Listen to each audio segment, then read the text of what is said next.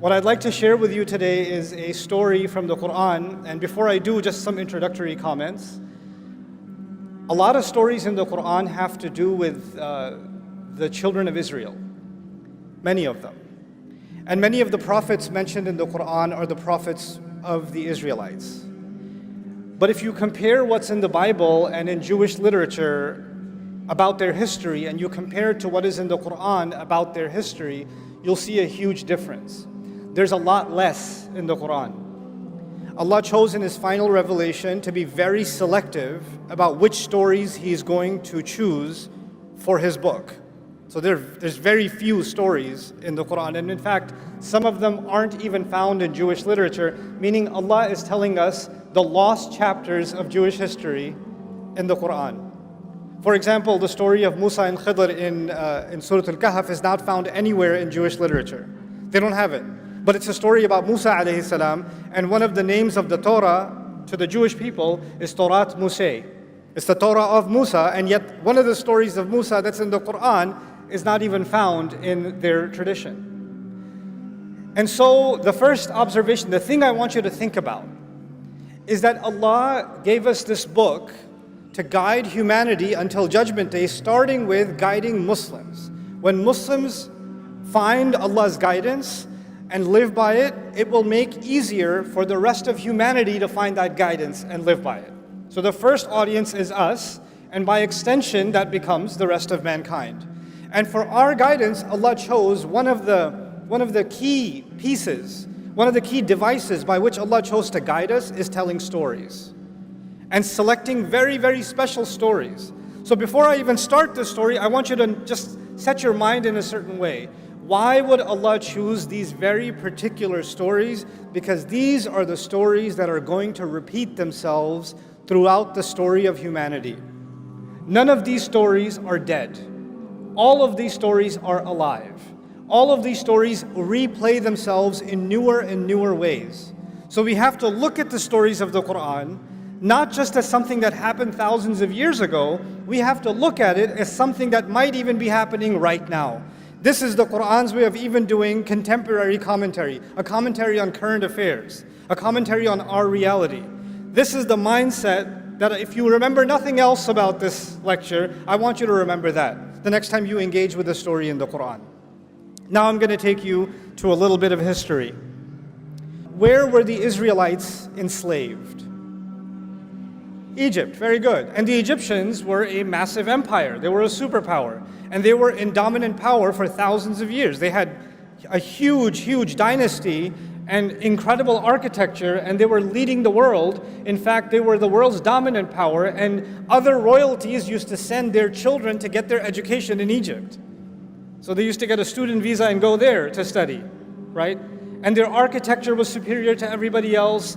Their monuments were superior to everybody else. Their agriculture was superior to everybody else. They had this dominance and this feature in the world. In fact, they were so impressive that later empires, even after the Egyptian empire collapsed, later empires tried to copy the Egyptians or describe themselves as the new Egypt, right? They're the new Egyptian empire. So the Romans, even after they took over, and the Egyptian empire had long collapsed, they would take monuments from Egypt and take them to all different parts of the Roman Empire to say, we're the new Egypt. You'll see an Egyptian obelisk next to the Blue Mosque in Turkey for a reason. You'll see a pyramid on the dollar bill for a reason. These are symbols of power, and they acknowledge the superpower status of these people. Now, the Israelites, coming back to the Israelites, they were slaves. Now, let's talk about the religion of the Egyptians. It's thousands of years old. But one thing that was very important in their religion was the cow. They had many, many monuments and statues and carvings of golden cows. And they had multiple gods. They believed in many gods, and a couple of their gods, one of their gods was a bull, Apis. And another god, which is female, was a cow, Hathor. And Hathor was, they associated, the bull was associated with protection against the enemy. It was associated with power and might and stability. So the more they worship this cow, the more the empire becomes stable and is able to defeat its enemies.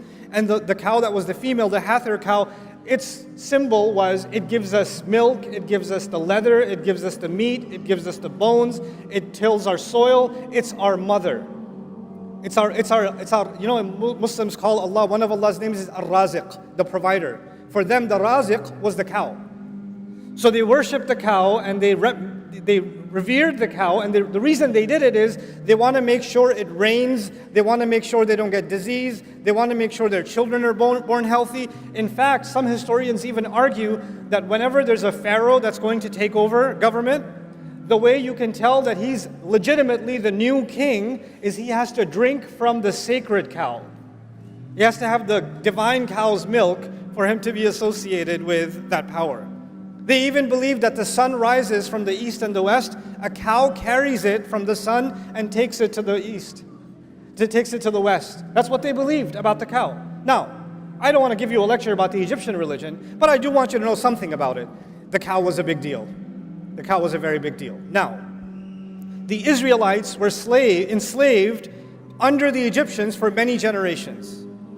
So there are many generations of Israelites who were born and they don't know what it means to be free. They've never known it. Their father didn't know it, their grandfather didn't know it, their great-grandfather didn't know it. All they know to be is slaves of a master class race that treats them like animals. That's the best case scenario. Many times they treat them worse than animals, and they're used to living like that. That's how their life looks. And they've accepted that as their fate. For many, many generations, this has been going on. And in that environment, another side note that I want you to know is the Israelites are the children of Israel. And Israel, if you go back further up, these are the children of Ibrahim alayhi salam. These are the children of Abraham. Means this, what I'm trying to tell you is these are the Muslims. The Muslims are born of that time. From our perspective, those who believed in those prophets were the Muslims of that time. So we don't call them the Jews of that time. From our perspective, we call them the Muslims of that time.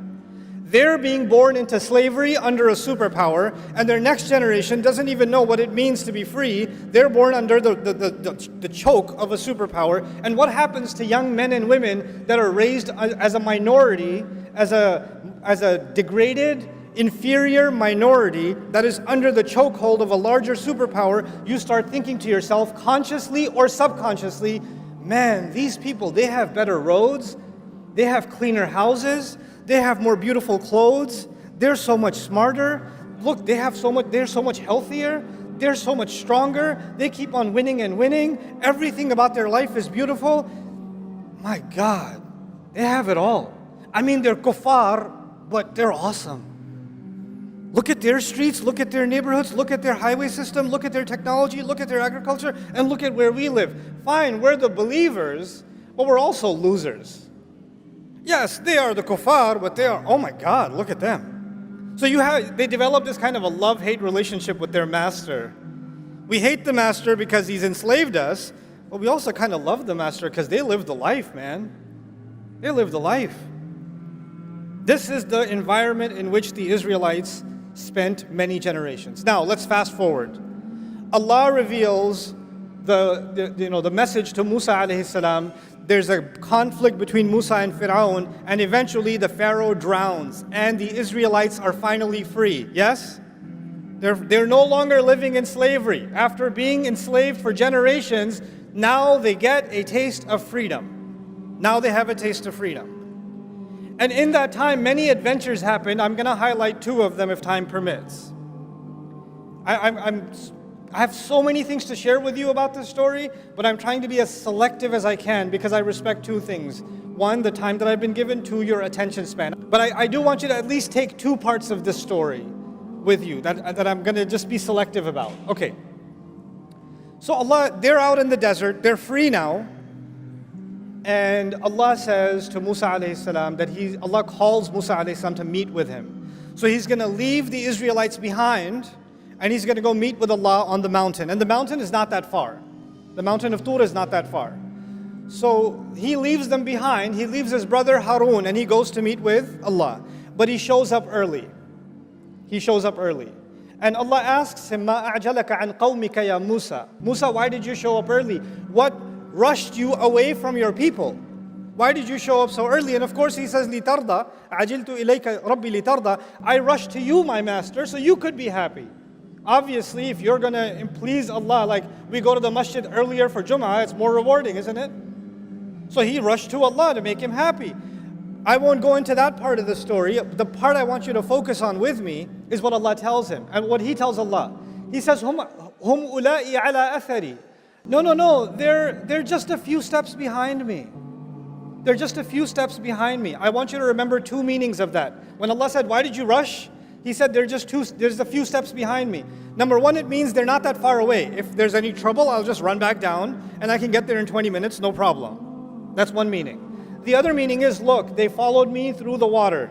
They followed me and they fought their fear against the Pharaoh and they crossed this desert with me and they've seen so many miracles. I'm pretty sure they're going to respect my leadership if I'm just gone for 10 extra days. Nothing's going to go wrong. They're still on my footsteps. They're still, I'm pretty sure they're going to be okay. And Allah says, actually, Samiri, there's a fellow named Samiri, a foreign name actually. He has put them in trouble. He's confused them. He's created chaos among them. So now I'm going to take you to Samiri and what chaos was created. While Musa alayhi salam was gone, this fellow Samiri, basically what he does is he collects all of their gold. Whatever gold they had from all their savings, they collected and they ran off from Egypt. And somehow he collects all of it from them, melts it down, and turns it into the statue of a guess what? A golden baby cow. A golden cow. Which suggests a couple of things. One, it might suggest that they didn't have enough gold to build a cow, so they had to go with a baby cow. Right? So that might be one reason. Another reason might also be if you study the ancient Egyptian religion, they would take the baby calf, bring it into the temple, put gold on it, and then put it in a special area where nobody will bother it until it grows up because it's meant to be a godlike cow that was specially chosen. So he's like starting off with a baby cow. He's starting there. Now, this whole cow business, does it have anything to do with Islam or does it have to do with the Egyptian religion? This is the Egyptian religion for thousands of years. And these Israelites lived as slaves and psychologically occupied for many generations under the Egyptians, yes? So all of a sudden he builds them this cow and he makes openings in it so when the wind blows it makes a mooing sound. And all of a sudden you find that many Israelites are now worshiping this cow. When I first read this story, I was confused. How? How do you just, hey, look what I made. Oh my God. Like, why would they just all of a sudden fall into worship of this thing? It's not an alien phenomenon to them. They've seen this kind of thing before. Where have they seen it? In Egypt for generations. But they're Muslim. They're not pagans. They're not following the religion of Pharaoh. No, they're not following the religion of Pharaoh, but something happens in the conscience of believers and the conscience of minorities when they live under a powerful majority. You start thinking their roads are better, their clothes are better, their homes are better, their armies are better, their wealth is better, their religion and their philosophy and their way of life and everything they think important must also be what? Better. Which is why you can find Christmas trees in homes in Karachi. This is the reason. You start adopting, you say, oh, we hate them, they have all the power, they have all of this. But you know, they are better. They are, and you start taking some of those values and you start mixing them in with your religion. And you say to yourself, well, I mean, if they became a superpower, obviously they were doing something right. And if they keep praying to these cows to protect them and to nourish them, clearly they got protected and they got nourished. So it's not like they're all wrong. Fine, I'm Muslim, but I mean, I don't want to take my chances. It can't be, it's not like I'm leaving Islam. It's just a little bit, it's shirk with a lowercase s. Right? It's not that bad. So they tell themselves that this is okay. Anyway, so as they do this and they accept this cow for worship and all of that, Musa alayhi salam comes back and he's absolutely shocked, right? And the reason I wanted to share this story with you is two parts. One part of it is, why did Samiri do this? What got into him? Like what was his agenda? We need to understand Samiri because he's important enough that Allah named him in the Quran. Like that's a big deal. Most people don't get named. He got named. And the other side, I want you to understand what happened to the Israelites. Because again, these stories will live forever. Samiri. Let's start with Samiri. Musa alayhi salam comes back and asks him, after he's done yelling at them, he yells at his brother, he gets angry at his brother. We're not talking about that. We're talking about how did he deal with Samiri. Ma khatbuka ya Samiri? Hey, what's your deal, Samiri? What'd you do this for? Why did you do this? And he has the strangest answer. He said, قَبَضْتُ قَبْضَةً مِّنْ أَثَرِ الرَّسُولِ. He said something that I found very confusing. He said, I grabbed a handful of the footprint of the messenger. If I'm translating literally, I grabbed a handful of the footprint of the messenger. When I read that in the Quran, look, I'm an inquisitive person. I don't just say, oh, okay, and I move on. I say, what? Huh? What? Footprint, messenger? The messenger's all the way up. Did he follow Musa alayhi salam and grab some dust of his footprint? What's going on? Then you read the commentaries and you find many people commenting, many mufassirun commenting, that he somehow saw Jibreel alayhi salam on a horse.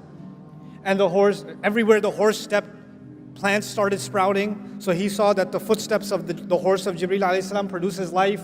So he grabbed a little bit of the dust from under the hoof of the horse of Jibreel alayhi salam, and he put that onto the cow, and the cow came to life. Except none of that is in a hadith, none of that is authenticated by the Sahaba, none of that is found in the Quran. And according to Ibn Ashur rahimahullah, I'm very impressed with his work in his Tafseer At-Tahrir wa Tanweer, says this has no authenticity at all. Even goes against the text of the Quran. So then what does it mean that I grabbed a piece of the footprint of the messenger? I'd like to offer an alternative understanding. You remember I said the word athar. Musa alayhi salam was with Allah. Allah said, why did you come so quickly? He said, they're right behind my footsteps. Remember footsteps? Hum ula'i ala athari. And it meant two things. It meant footprint. What else did it mean? That they're closely following me. Samiri sees an opportunity. These people, their Islam is not that strong. They don't really understand the revelation, but they're culturally still very attached to the dominant culture of the Egyptians. I can create a religion, an alternative religion that I'm not going to say it's not Islam, I'm not going to say it's shirk, I'm not going to say it's the religion of the pharaohs, I'm still going to call it Islam, but I will create a cult within them that are still impressed with the old ways, and that way I will have a handful of the kind of impact and following that is meant for the messenger. They will take me as a lesser kind of messenger. They won't officially call me a messenger, but they're going to follow me cult-like anyway. And so there is Islam given to prophets like Musa alayhi salam, and then there are cults that people like Samiri run by taking the gold of the people and giving them something they want, giving them something pagan. Of course, that never happened in Islamic history, ever, especially not in South Asia. Especially. The kind of cults that we create, in which we identify certain people as so connected and so they have connection with the ghaib and they have these powers and all of this. None of this stuff was Islam. None of this stuff. And Allah warned us this will happen with the story of Samiri. But it goes a step further. Allah Azza wa Jal told us in the Quran that when Musa alayhi salam was on the mountain, when he was on the mountain, Allah told Musa alayhi salam, by the way, even among your believers, even among the Muslims, سَأَصْرِفُ عَنْ آيَاتِي الَّذِينَ يَتَكَبَّرُونَ فِي الْأَرْضِ بِغَيْرِ الْحَقِّ. I'm going to turn away from my revelations those who are arrogant in the world, those who seek to be great themselves. What did Samiri want? He wanted a following. He wanted to make money off the people. He wanted to become the religious leader. He wanted to become the cult leader. He wanted power in the world. Allah says, people like that, I will turn them away from my ayat. And then all the others, why did they follow him? Here's another subtle point that I really, really want to make sure you remember. We have a concept of God in Islam. And the Egyptians had different gods, deities in their religion. And Hinduism has gods. Christianity has a concept of God. Judaism has a concept of God. What separates Islam's concept of God, especially from pagan religions? Especially like the religion of the Egyptians.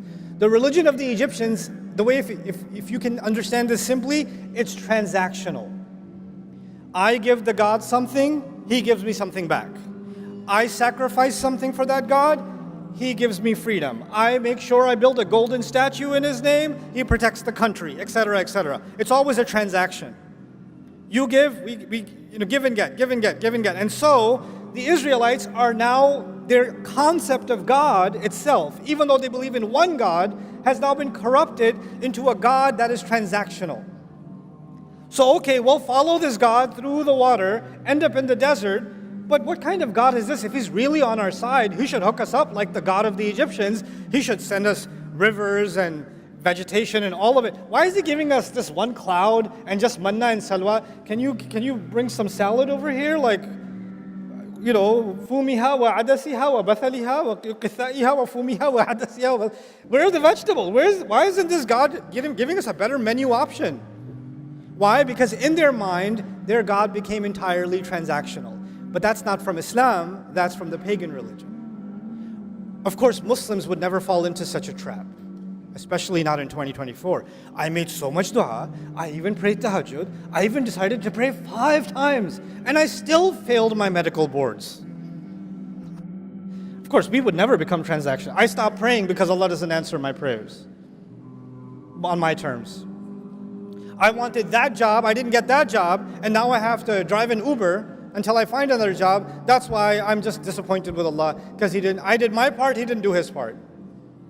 This was the pagan religion. This was not the religion of Islam. We started making our religion transactional. And what is the offering of those religions? They offer you the transaction. Make this offering, your child will be protected. Make this offering, it's going to rain. Make this offering, this is going to happen, that's all it is. It's all transactions. So we're done with Samiri. There are going to be Samiris in the world that are going to try to take believers away from the ayat of Allah, to pull them into cults, to keep them away from revelation. Allah described their tactic. Allah says, وَإِنْ يَرَوْا سَبِيلَ الرُّشْدِ لَا يَتَّبِعُونَ سَبِيلًا. If they see the right way, they're not going to follow it. And if they see the deviant way, they'll follow it immediately. Now let's take a step forward. Musa alayhi salam comes back, sees this nonsense, and tells Samiri what he's done, tells him off, and then in front of him, shows him that he's going to destroy that cow. He starts smashing it to bits. Now when he's smashing it to bits, if I'm one of the Israelites watching him do this, and I've been culturally enslaved for many generations, some part of me is like, is it going to thunderbolt right now?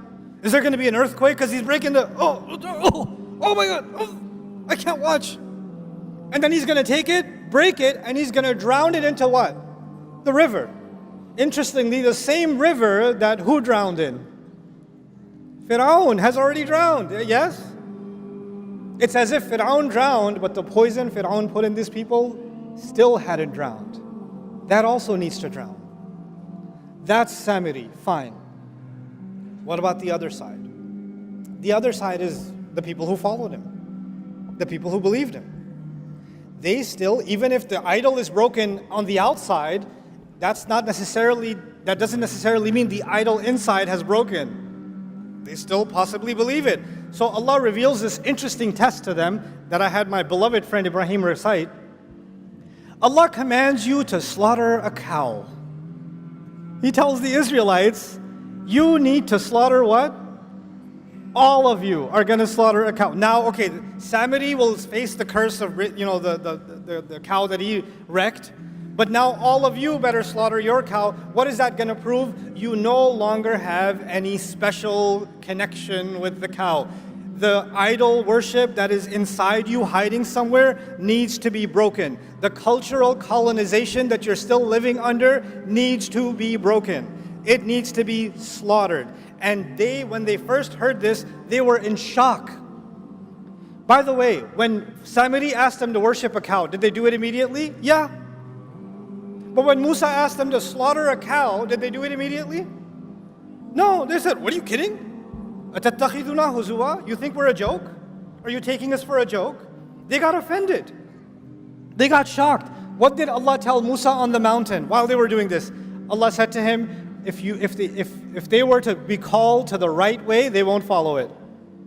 And if they see the wrong way, they will follow it. So what is going to happen to these people that get away from the revelation? When they see something crooked, easily followed. When they see the right way, they start asking a lot of questions. It's so complicated. I'm not sure. I have a lot of questions about salah. Where are you supposed to put your hands? I don't know where to put my hands. How far apart should your feet be? It's so hard, it's so difficult. But the Christmas tree is really easy. The wrong thing's super easy, but the right thing, I got a lot of questions. What kind of cow? I'm confused, what kind of cow? And what did Allah do? Allah said, a cow that's never been bothered. It's not too young and not too old. Which, by the way, not too young and not too old, perfect age, that would be the sacred cow in Egypt, isn't it? And then they said, oh, okay, yeah, fine, but color. And what color did Allah say? What color? Anybody know? Yellow, golden. Because you're meant to slaughter the gold. The more they're asking because they don't want to do it. And the more they're asking, the answer is taking them more directly to the one thing they don't want to do. It's taking them right back in that direction. And then he says, La shiyat, the last time they asked, okay, fine, we're confused. Can you just tell us more about this cow? Oh, it's a cow that's never been put to work. It's been left alone. It doesn't have a single blemish or a tarnish. Guess what? The sacred cows of Egypt, did they put them to work in the farm? No, they kept them in special areas and gave them luxury life. Right? It would be ironic if they gave them leather sofas. That would be kind of funny. But anyway. But the idea is, Allah is now describing the cows of Egypt by the story. And what's the most amazing part of this at the end is, Allah says, فَذَبَحُوهَا, they finally did slaughter it. But then Allah says, وَمَا كَادُوا يَفْعَلُونَ, and they almost didn't do it. Listen to that. They almost didn't do it. Why would Allah say that? Allah is telling us that for generations to come, whenever believers are going to be colonized, whenever believers are going to be dominated, and there's such a thing as political domination, military domination, economic domination, but there's also such a thing as a cultural domination, a psychological domination, a spiritual domination. And when you live subjugated for so long, you start developing an inferiority complex. And the people, white people are just smarter. What are you going to do? Starts coming inside your head. They're just better. When you're at school, you're being made fun of. You're less and less and less. And something in you says, if I act more like them, I'll be more acceptable. If I dress more like them, I'll be more acceptable. If I look more like them, behave more like them. If I change my name to sound more like their name, they won't ever accept me, but at least I'll feel like I'm closer to the winning team. The pharaohs will never accept the Israelites as equals. But the Israelites are still enamored with their religion, isn't it? Your inferiority complex can get so strong that you're almost worshiping this culture and you've mixed it in with your religion. You're not willing to say that I've left my religion. No, I have my religion, but really I have a lot of affinity for all of this Firaun cow that lives inside me. So the reason I wanted to bring this to your attention is that there will always be, within the Muslim world, there will always be Samiris. Always. And there will always be Muslims who are going to be susceptible to having reverence for their own version of the cow. There's going to be something cultural, something economic, something in our practices. And we're going to have to take a deep look within ourselves. Where does our sense of pride, sense of value, sense of purpose, where does it come from? Where did we adopt these values from? Why are we so committed to being this way or that way? When you have a young child in school and they are trying to copy all of their other friends and they're yelling and screaming at home because they don't have a device that all their other friends got for their birthday or whatever else, they're having a tantrum. What are we already preparing these kids for? The worship of the new cows of this generation. That's what we're preparing them for. Instead of being able to think for themselves and free themselves from it. Allah gave us these stories because these problems will never die. And we have to be aware of these problems so we can be mindful of them. This is the last bit of my message that I want to share with you tonight. This story occurs in Surah Al-Baqarah, towards the beginning of Surah Al-Baqarah. And the latter half of Surah Al-Baqarah, Allah told us that He made us a balanced nation. وَكَذَلِكَ جَعَلْنَاكُمْ أُمَّةً وَسَطًا. That's what He told us. Why is Allah talking about the Israelites first? You know what an orientation is? Here's the people that came before you that had your job. Here's why they got fired. You're up next. Don't make their mistakes. The reason the first half of Al-Baqarah is highlighting these chapters of the Israelites is because these are the exact mistakes that are most likely going to be repeated by the Muslims. So before Allah talks to us, He tells us about them. He tells us about them. And instead of focusing on the instructions that Allah has given that are so simple and so clear, if we start distracting ourselves with, oh, it's so difficult, there's so many schools of thought, I don't know where to put my hand, I keep trying to measure the size of my beard and I can't figure out which one I should go with, I don't know about, the texture of the hijab or this or that. The more you do this, you want to dive into the details, the color of the cow, the size of the cow, the more you want to do that, you know what's going to happen? You're going to continue to be culturally colonized while you're fighting over these minutia details. That's what's going to happen. It's time the Muslims liberate themselves mentally. Before we can liberate ourselves politically, economically, socially, psychologically, we need to liberate ourselves intellectually, spiritually, psychologically, emotionally, internally. It is time. Look, guys, we're in a crazy time in the world. Nobody could have imagined 5 years ago, 2 years ago, nobody could have imagined that there are going to be, there's going to be a white girl, white teenager in Ohio crying on TikTok about what's happening in Gaza. Nobody could have imagined that. That was come on, what are you talking about? What universe are you talking about, right? The world has changed. What's remarkable about the world today, there's a new level of awareness, and that will never go back. There's a new level of awareness of political injustice. But you know what? Take that as a sign. If the world can wake up to something that was happening in front of their eyes, and they were blind to it for 70 years, and now they're waking up to it, well, you know what, Muslims, you have potential. You can wake up to what's in Allah's book. You can wake up to what Allah has given. I can wake up to it. It's time this ummah experienced an intellectual and a spiritual renaissance, and I believe this is the generation that's going to do it. Jazakumullahu khairan. Assalamu alaikum wa rahmatullahi.